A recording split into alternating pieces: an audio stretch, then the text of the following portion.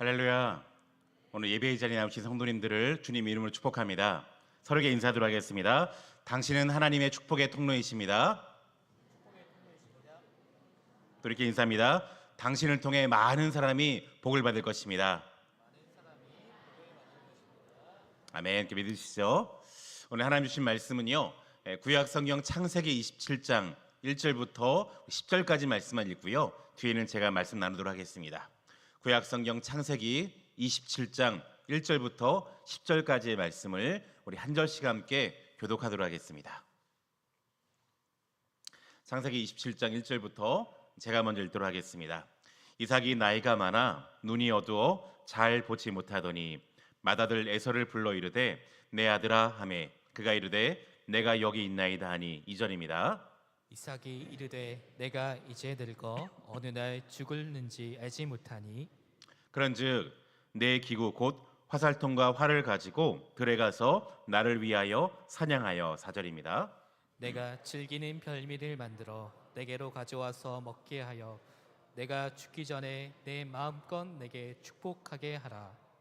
이삭이 그의 아들 에서에게 말할 때에 리브가가 들었더니 에서가 사냥하고 오려고 들로 나가매 6절. 리브가가 그의 아들 야곱에게 말하여 이르되 내 아버지가 내 형 에서에게 말씀하시는 것을 내가 들으니 이르시기를 나를 위하여 사냥하여 가져다가 별미를 만들어 내가 먹게 하여 죽기 전에 여호와 앞에서 내게 축복하게 하라 하셨으니 8절입니다. 그런즉 내 아들아 내 말을 따라 내가 내게 명하는 대로 염소떼에 가서 거기서 좋은 염소 새끼 2마리를 내게로 가져오면 내가 그것으로 내 아버지를 위하여 그가 즐기시는 별미를 만들리니 10절 시작. 내가 그것을 내 아버지께 가져다 드려서 그가 죽기 전에 내게 축복하기 위하여 잡수시게 하라. 아멘. 몇 년 전에 제가 저희 집 아이들과 함께 차를 타고 운전할 때 있었던 일입니다. 제 아들 하나가 아마 친구에게서 이제 아버지가 아마 교회에 비난하는 사람인 것 같아요. 이런 얘기했다는 거예요. 야, 저희 아들 보면서 야, 성경에 공룡이 어디 있냐고. 이 아들이 그 말 듣다가 저한테 와가지고 아빠, 성경에 공룡이 안 나와? 설명했습니다. 누구누구야, 성경 욥기에 보면 베못이란 동물이 등장하는데 성경의 모습을 그대로 묘사하면 이 베못이 브라키오사우루스가 제일 큰 공룡이거든요. 똑같다고. 그랬더니 애들이 에이 거짓말 비웃는 겁니다. 저를 오피하면서 에이 아빠 그런 게 어딨어 그런 거예요. 제가 이제 순간 열받아가지고 운전하다가 잠깐 정차했습니다. 짧은 틈에 제가 설명할 시간이 없으니 운전해야 되니까 제가 짧은 시간에 유튜브 관련 영상을 찾아가지고 보여줬어요. 이거 보라고. 그래서 애가 뒤에 앉아가지고 딱 10초 만에 진짜네 이러는 겁니다. 애들이요. 제가 보면서 왜 화가 났냐면 애들이요 제 말의 권위를 무시하는 거죠.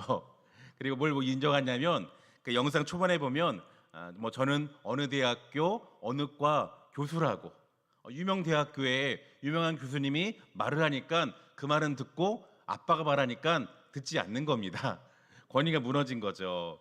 제가 이제 농담 같은 이야기지만 제가 심각하게 고민했습니다. 왜 우리 아이들이 목사인 아빠 말에 권위를 두지 않고 어느 유명한 어느 학교 교수님 말이라고 그 말에 권위를 둘까? 우리 가정의 영적인 권위는 어디 있을까? 왜 부모의 말에 요즘에 자식들이 귀를 기울이지 않을까? 이런 고민이었어요. 여러분, 권위가 무엇입니까? 권위라는 것은요 다른 사람을 움직이는 힘입니다. 이게 권위죠. 예수 믿는 우리에게는요 다 영적인 권위가 있어야 돼요. 예수 믿는 사람들은요 친구를 만날 때 우리가 무슨 말 하면 그 친구들이 들어야 됩니다. 쟤는 뭔가 다르지. 예수 믿는 제 말은 내가 믿을 수 있다고. 내가 무슨 말을 했을 때 사람들이 내 말을 신뢰하고 내 말대로 움직이게 하는 힘, 이게 영적인 권위잖아요. 가정에서 우리 부모가 자녀에게 말을 하면 자녀들이 들어야 됩니다. 직장에서 우리가 하나님을 얘기할 때 직장 동료들이 들어야 되죠. 그런데 왜 우리 말에 자녀들이 듣지 않고 직장에서 우리 말에 효력이 없을까요? 왜 우리가 하나님을 이야기하고 교회를 말할 때 사람들이 우리 말에 귀를 기울이지 않을까요? 자, 오늘 우리가 읽은 본문에 보면 영적인 권위가 완전히 무너졌던 에서의 가정이 등장합니다. 여러분, 에서의 집안은 분명히 하나님을 믿는 집안이었죠. 영적인 상속권을 이어받는 집안이었어요. 그런데 이 믿음의 가정에 영적인 권위가 무너지면서 쭉 말씀드리겠지만 큰 혼란이 생깁니다. 가족 간의 거짓과 속임수가 난무하면서 이 가정이 완전히 파탄나게 돼요. 일반 가정이 아니라 하나님을 믿고 아브라함의 축복권을 계승받은 에서의 집안에 이런 일이 생겼다면 오늘 우리의 가정에도요 똑같은 일이 발생할 수 있다는 거죠.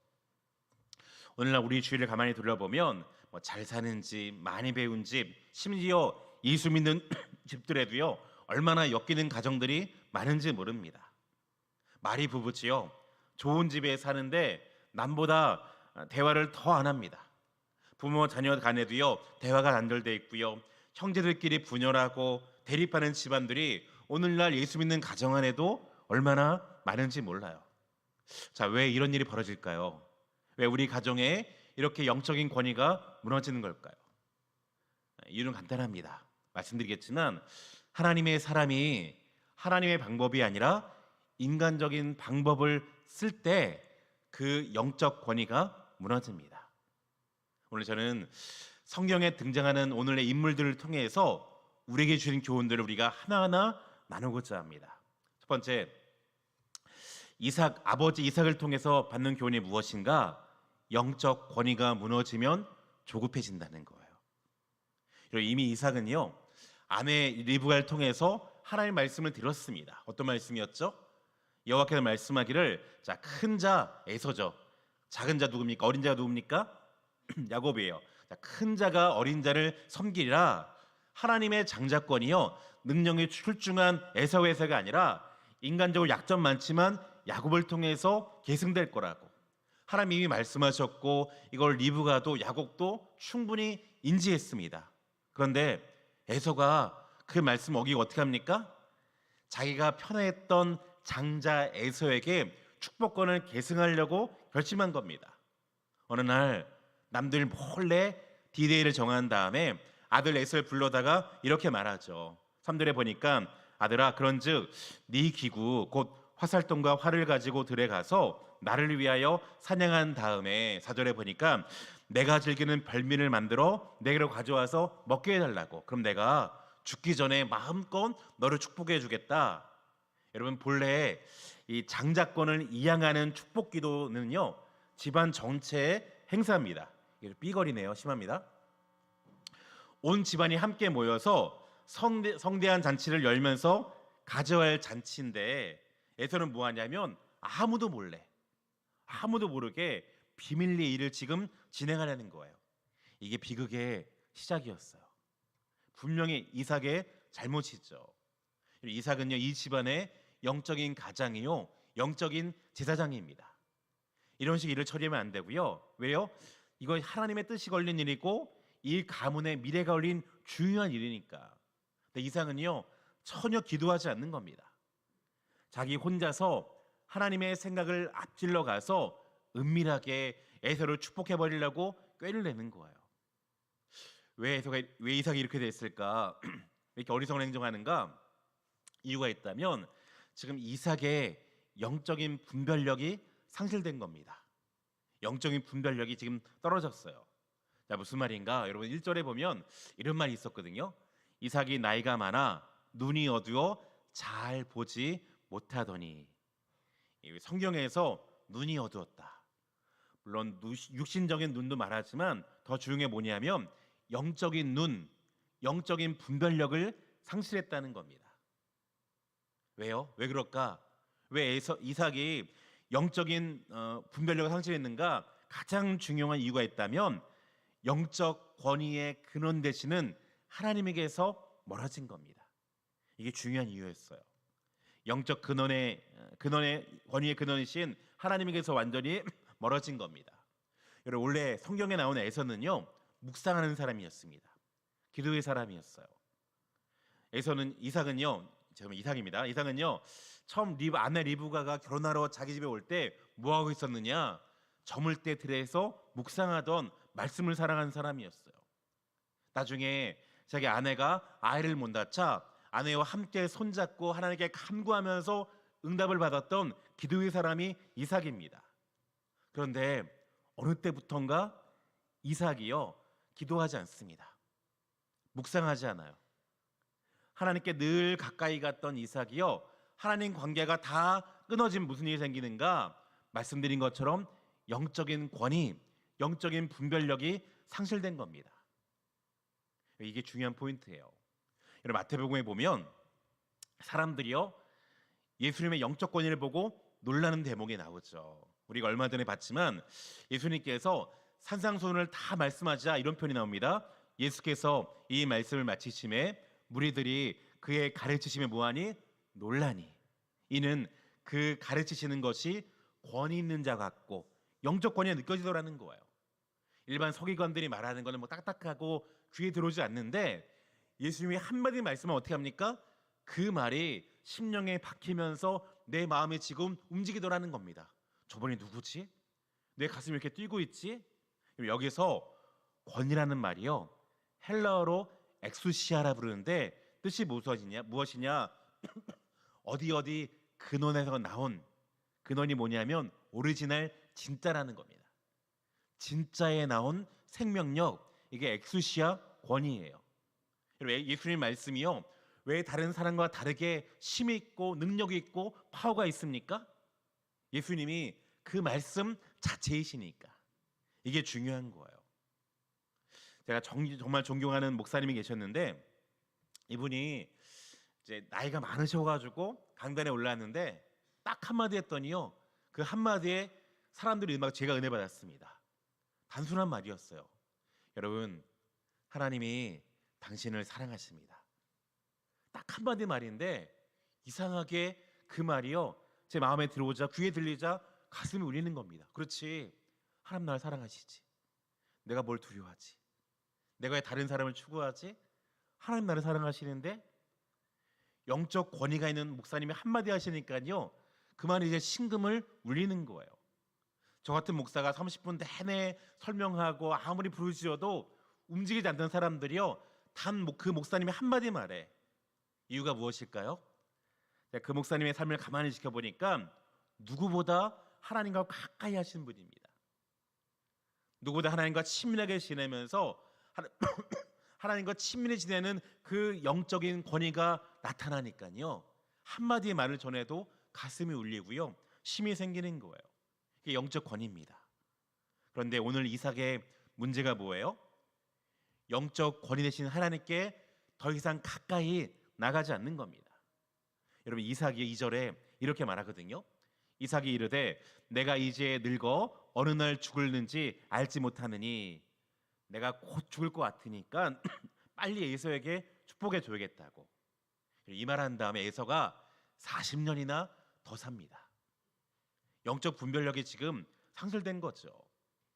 만약 이삭이 이때 기도했달라면 기도해서 하나님이 분명히 알려주실 거예요. 야 이삭아 너 죽으려면 아직 40년 남았어. 왜 이렇게 조급하냐고, 왜 서두르냐고. 그런데 어떻게 합니까? 기도하지 않아요. 그러니까 조급해지는 겁니다. 여러분 하나님의 사람이요 기도하지 않으면 성령 충만하지 않으면 하나님 뜻에 반하게 됩니다. 자꾸 내 마음에 조급하고 불안하고 쫓아온 사람이 하나도 없는데 누가 마치 쫓아오는 것처럼 자꾸 조급해지면서 악수를 두고 편법을 쓰고 잠깨를 부리게 되는 거예요. 그러나 성령 충만한 사람들은요 조급하지 않습니다. 마음에 여유가 있어요. 왜요? 기도하면서 내 모든 근심을 하나님께 다 내어 맡기니까 그 심령에 여유가 있고 평안한 거죠. 이삭이 왜 영적 권위가 상실됐다고요? 하나님께 더 이상 나가지 않으니까. 뭐에 쫓기는 사람들처럼 마음에서 조바심이 일어나는 거예요. 내가 이제 늙어서 언제 죽을지 모르니까 빨리 후계자를 세워야 되지. 기도하지 않으니까 자기가 40년 더 산다는 거 전혀 감이 없는 겁니다. 하나님 나에게 일하신다. 믿음이 없어지면서 그냥 빨리빨리 해치워야겠다. 큰일 날지 모른다. 조급한 거예요.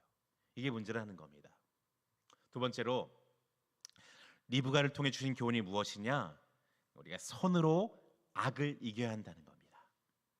예수님 말씀처럼 악을 악으로 갚지를 뭐라고요? 선으로 악을 이기라는 거죠. 자, 남편을 속인 리브가는 어떠하는가? 5절 말씀 보니까 이삭이 그의 아들 에서에게 말할 때 리브가가 들었더니 엿드는 겁니다. 자, 하나님께서 이삭의 잘못된 계획을 그냥 내버려 두지 아니하시고 리브가가 딱 엿듣게 하셨어요. 28절 보니까 여러분, 이 집안의 문제가 이거였습니다. 이삭은 에서가 사냥한 고기를 좋아하므로 그 에서를 사랑하고 반대로 리브가는 야곱을 사랑하였더라. 이 부부가 각자 자녀들을 한 명씩 편애했습니다. 아버지 에서는 누굴 사랑해요?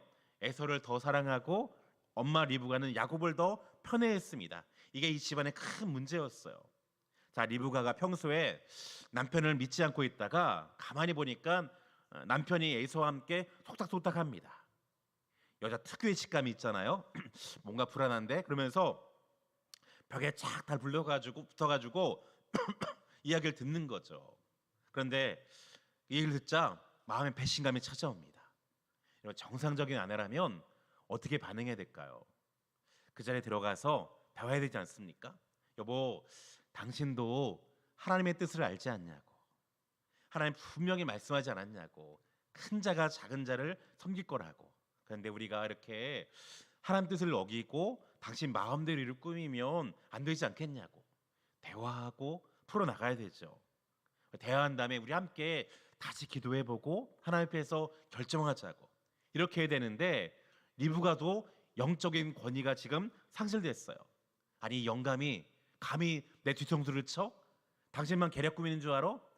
내가 당신의 계략을 영 이용해서 스스로 발등지게 하겠다고 두고 보라고. 이때부터 남편 이삭 속이기 작전에 돌입합니다. 여러분, 그 남자는 절대 해가 보니까요 절대 여자의 뒤통수를 당할 수 없습니다. 잔머리 못 이겨요. 이때부터 리브가가 남편 속이기 작전을 시작하는데요 대단합니다. 아들 야곱 불러다가 말하죠. 아들아, 이런 일이 생겼으니까 이제 빨리 가서 염소 잡아오라고. 순식간에 남편의 입맛에 맞는 요리를 만들어 버려요. 그 동시에 혹시 야곱이 앉아볼지 않을까 머리를 쓰면서 털이 많은 에서처럼 보이려고 털옷을 입히고 미끈한 야곱의 손가팔에다가 털을 잔뜩 붙입니다. 첩보 영화의 주인공처럼 한꺼번에 일을 다 처리해요. 그리고 12절에 보니까 야곱이 이런 엄마의 계획을 듣자 기겁하잖아요. 아니 엄마, 그러다가 내가 축복은 고사하고 저주받으면 어떡하냐고. 안 된다고. 근데 리브가가요 이렇게 말해요. 12절 보니까 어머니가 그에게 이르되 내 아들아 너의 저주는 내게로 돌리라고. 내 말만 따르고 가서 그냥 가져와. 무슨 말이냐면 야곱아, 저주는 받아도 내가 받을 테니까 너 걱정하지 말고 시킨 대로만 하고. 야, 내가 나 좋으라고 이러냐? 너 좋으라는 거잖아. 이런 리브가를 보면서 옛날 드라마 중에 스카이캐슬이 기억납니다. 그 스카이캐슬 드라마에 보면 극성인 강남 아줌마가 나오거든요. 자기 딸이, 내 자식이 명문대만 갈 수 있다면, 의사만 될 수 있다면 내가 무슨 짓을 하겠다고. 시험지를 위조하죠. 누구를 죽이죠. 리브가의 문제가 뭐예요? 이렇게 하면서도 나는 틀리지 않았다 확신하는 거예요. 아니, 원래 하나님의 뜻이 큰 자가 작은 자를 섬기는 게 아니냐고. 원래 야곱이 장자가 되는 게 맞는 건데 이 남편 이삭이 꼼수를 써가지고 하나님의 뜻을 뒤집으려 했으니까 나도 꼼수 쓰는 게 뭐가 문제냐. 나도 지금 내가 지금 하나님의 뜻이 바로 이루어지도록 도와드리는 건데 뭐로 가도 서울만 가면 되지 않겠냐고.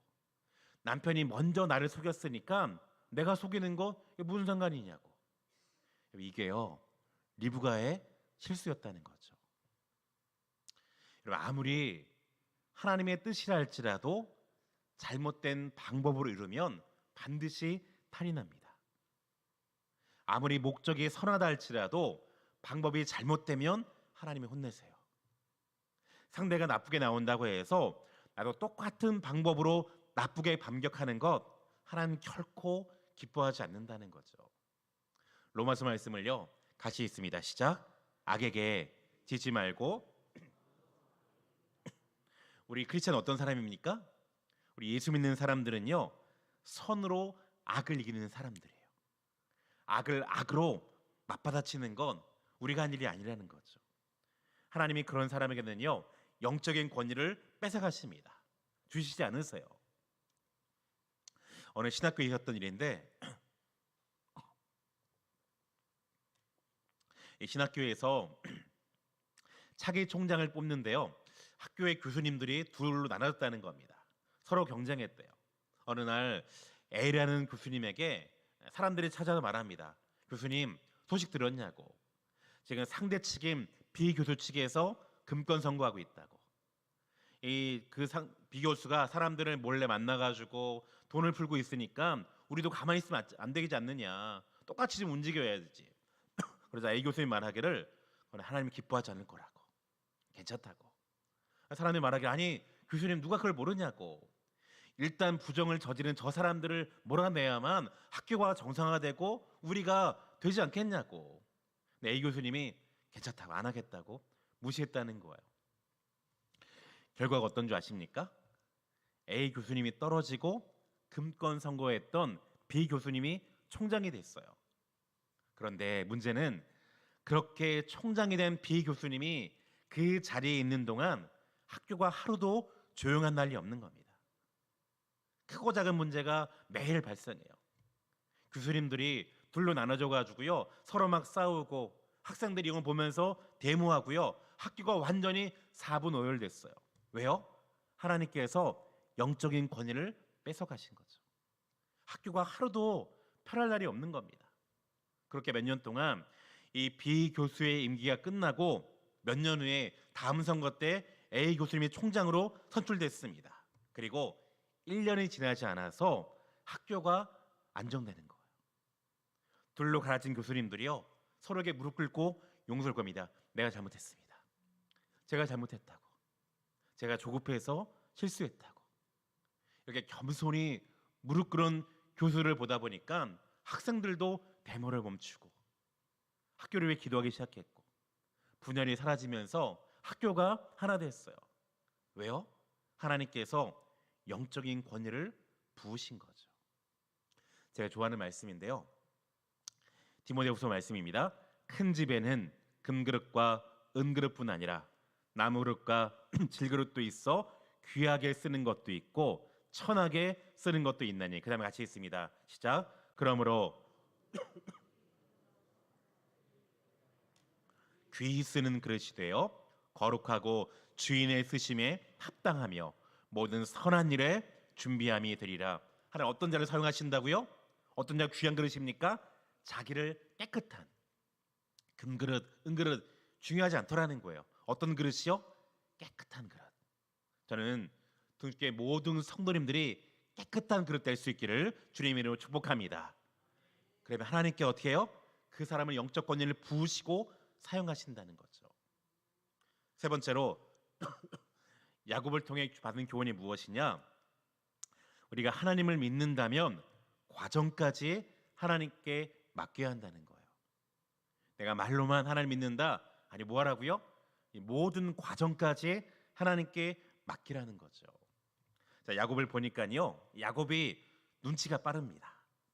일찌감치 알았어요. 아버지가 형을 더 편애하는구나, 총애하는구나. 마침내 엄마가 말하죠. 야, 지금 큰일 났다. 네 아버지와 형이 이런 계획을 세우고 있어. 야곱이 마침내 올 것이 왔구나. 그리고 정상적이라면 어머니 설득해야 되잖아요. 아니 어머니 아무리 그래도 우리가 이렇게 형과 아버지를 속이는 거는 아닌 것 같아요. 하나님이 나에게 장자권을 상속하겠다고 계시를 주신 것은 사실이지만 어머니 지금이라도 우리가 아버지한테 가서 정직하게 대화하자고 함께 기도하면서 다시 한번 하나님의 뜻을 구하고 다해보자고. 어머니 하나님이 살아계실진데 아버지 마음을 돌이키지 않겠냐고. 이래야 정상이지 않습니까? 그런데 야곱도 엄마와 똑같이 아버지 속이기 작전에 동참해 버리는 겁니다. 다시 말씀드리지만 지금 이 집안이 어떤 집안이라고요? 예수 믿는 집안이에요. 주일마다 교회 다니고 예배드리는 집안인데, 그런데 실제적인 삶 속에서 하나같이 어떻게 합니까? 하나같이 내 뜻이 이루어지지 않으니까 다 머리를 쓰고 대화가 단절되는 겁니다. 기도하지 않다 보니까 모든 사람의 영적 권위가 다 상실되는 거예요. 여러분, 가족끼리 입장이 다를 때 우리가 어떻게 될까요? 당연히 함께 기도하면서 대화하면서 하나님의 뜻이 어디 있을까 구해야 되잖아요. 어떻게 해요?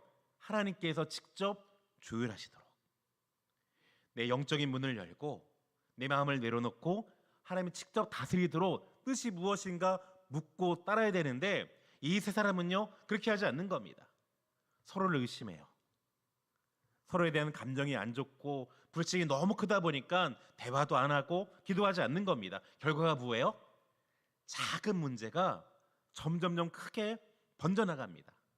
어려움이 더 큰 어려움을 불러왔어요. 이 사람의 문제가 뭐라고요? 하나님의 뜻이 하나님 방법대로 이루어질 것이다 확신하지 못하는 거죠. 전부 다 조급하게 무리수를 쓰는 겁니다. 야곱도요 하나님 믿지 못합니다. 하나님께서 나에게 장자권 이루실 것이다 머리로 알고 있는데 그 약속이 하나님 뜻대로 이루어질 것이다 믿지 못합니다. 조급해져가지고요 어머니와 똑같이 아버지를 속여요. 형의 옷을 입고요 손과 팔에다가 형처럼 털을 막 붙인 다음에 아버지께 나아갑니다. 18절에 보니까 야곱이 아버지에게 나아가서 내 아버지여 하고 부르니 이르되 내가 여기 있노라. 그다음 묻죠. 내 아들아 네가 누구냐? 아마 목소리가 다르니까 의심했을 거예요. 19절에 이렇게 말합니다. 야곱이 아버지에게 대답하되 나는 아버지의 맏아들 에서로소이다. 거짓말하죠. 아버지께서 내게 명하신 대로 내가 다 하였사오니까 원하건대 일어나 앉아서 드시고 아버지 마음껏 내게 축복해 달라고. 아버지 이삭이 이상하네. 목소리도 이상하고 분명히 사냥하러 갔으면 시간이 걸릴 텐데 왜 이렇게 빨리 왔지? 20절에 이렇게 질문하죠. 이삭이 그의 아들에게 이르되 내 아들아 네가 어떻게 이같이 속히 잡았느냐. 그러니까 야곱이요 이렇게 말하면 안 되는데 이렇게 말합니다. 20절 같이 읽까요? 시작. 그가 이르되 아버지 하나님 여호와께서 나를 순조롭게 만나게 하셨습니다. 저 이 대목 보다가 기가 막혔습니다. 여러분 사람이 아무리 거짓말을 해도요 선이 지켜야 할 선이 있잖아요. 지금 이 야곱이 뭐 합니까? 하나님의 이름을 지금 팔아먹는 거예요. 분명히 거짓말인데 아버지 하나님 여호와께서 순조롭게 사냥하게 해서 내가 빨리 왔다고. 하나님의 이름까지 팔아먹으며 지금 거짓말하는 겁니다. 얼마나 기가 막혀요. 여러분 이렇게 해가지고 결국 야곱은요 아버지의 축복을 받는 데는 성공했습니다. 결과가 어때요? 근데요 이것 때문에 나중에 말씀드리겠지만 20년 동안 형 에서를 피해서 도망다닙니다. 이것 때문에 하나님 믿는 가정이요 하루아침에 콩가루 집안이 됐어요. 어머니 아들이 생이별하면서 뻘뿌리 터지는 이상가족이 돼버린 거예요. 어떤 분이 이렇게 말하더라고요. 이걸 보면서 뭐라 설명하냐면 혹자는 말하기를 아니 야곱이 아버지를 속이지 않았다면 더 큰 문제가 아니냐고. 꼼짝없이 에서에게 축복이 왔을 거고 그러면 하나님의 뜻이 좌절되지 않겠냐고. 결국에 야곱이 하나님의 뜻을 이룬 게 낫지 않냐고. 이 말이 맞을까요? 그렇지 않습니다. 야곱이 아버지를 속이지 않았더라도요 하나님이 분명히 하나님 뜻대로 그 뜻을 이루셨을 거예요. 하나님 분명히 큰 자가 작은 자 섬기겠다 선포하셨다면 말씀하신 대로 우리가 다 알지 못하는 방법을 분명히 그 뜻을 이루셨을 겁니다. 야곱의 실수가 뭐예요? 하나님의 뜻, 목적은 분명히 알았지만 그 뜻을 이루는 과정은요 하나님께 맡기지 못하는 거죠. 조급해지는 겁니다. 내가 지금 하나님 뜻을 내가 이루어야 돼. 내가 뭘 해야 될까? 수단과 방법 가리지 않고 어떻게 해서든지 그 뜻을 내가 이루겠다고. 전 지금 이삭의 집안을 묵상하는데요 마치 도미노 게임이 생각났습니다. 도미노 아시죠? 맨 앞에 블록을 딱 쓰러뜨리면 차례대로 훅 쓰러집니다. 뒤에 블록들이 그냥 다 넘어가죠. 이삭의 집안은 지금 딱 이와 같은 거예요. 먼저 맨 앞에 있는 아버지 에서의 영적 권위가 무너집니다. 아버지가 영적으로 무너져가지고 하나님께 더 이상 가까이 가지 않으면 어떻게 됩니까?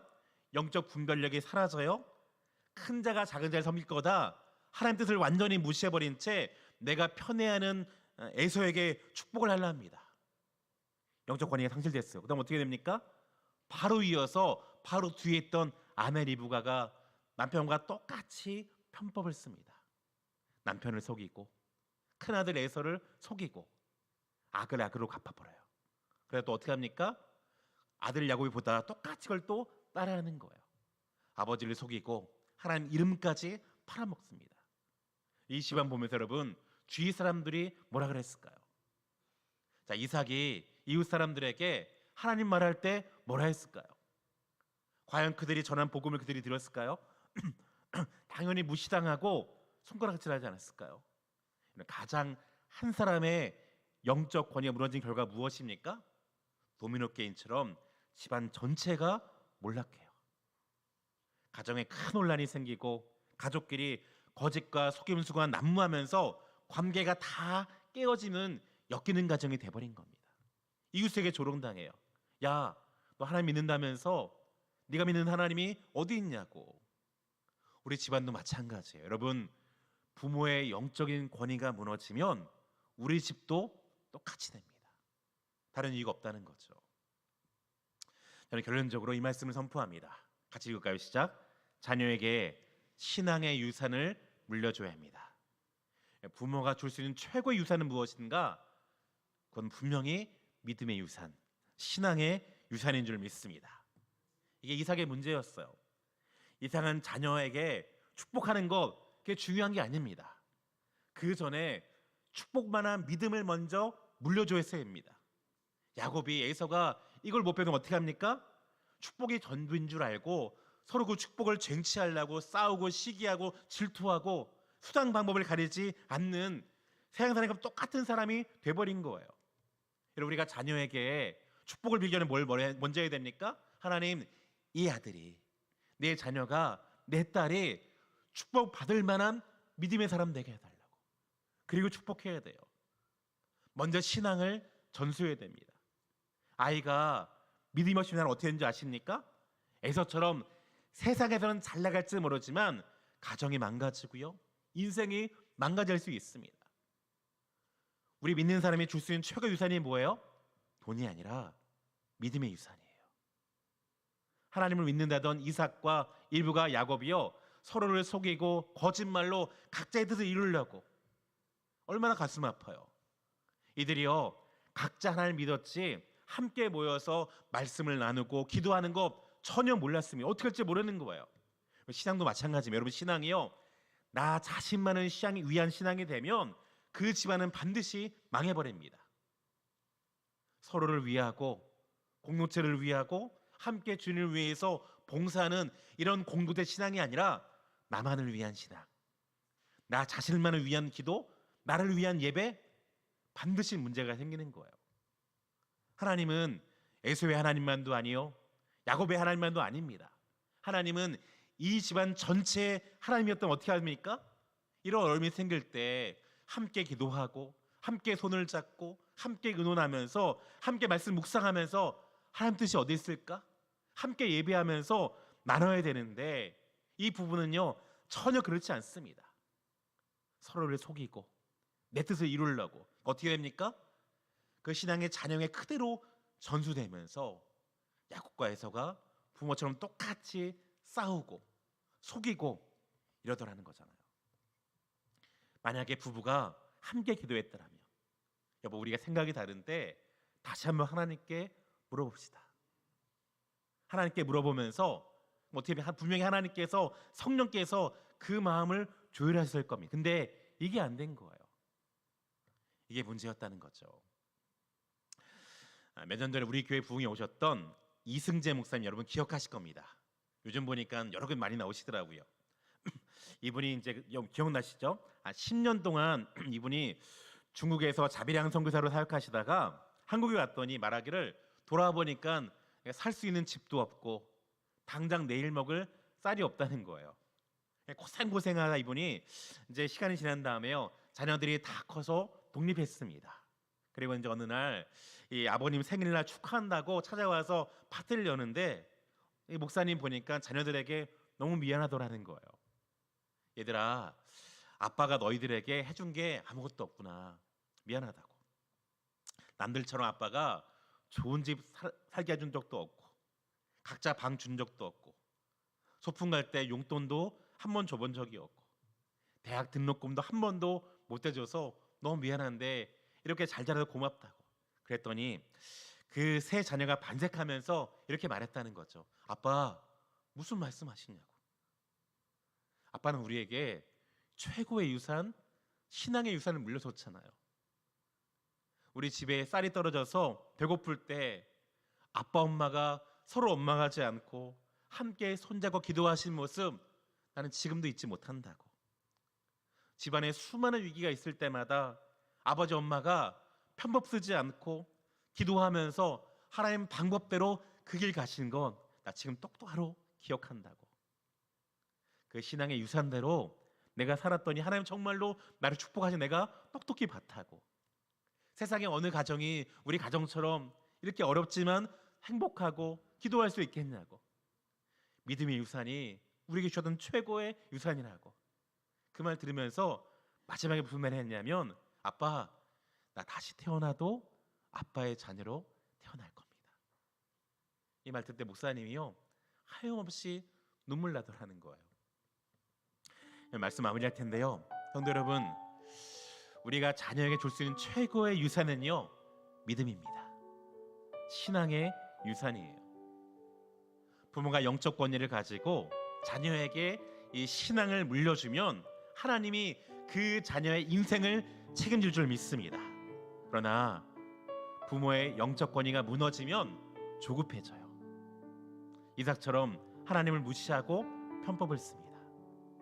우리 믿는 사람들은요, 선으로 악을 이겨야 돼요. 하나님을 믿는다면 과정까지 다 내어 맡겨야 됩니다. 함께 찬양하기 원하는데요, 예전에 했던 찬양인데 가사가 너무 좋습니다. 선한 능력으로 찬양했죠. 그 선하님이 우리를 감싸시니 믿음으로 일어날 일 기대하네.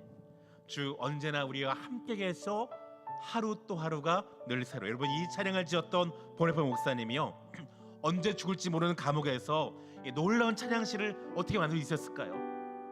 그 선하님이 우리를 감싸시니, 그 선하님이 우리를 감싸시니, 오늘 나와 함께 하시며 나에게 힘주시는 그 하나님께 매일매일 가까이 가서 영적 권위를 부여받다 보니까 능력이 생긴 겁니다.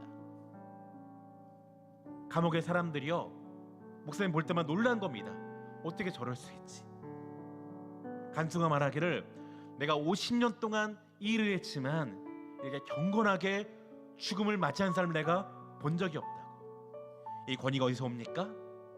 그 선하님이 우리를 감싸시니, 하나님께 가까이 나갔던 그 사람에게 하나님께서 권위를 부어주신 줄 믿습니다.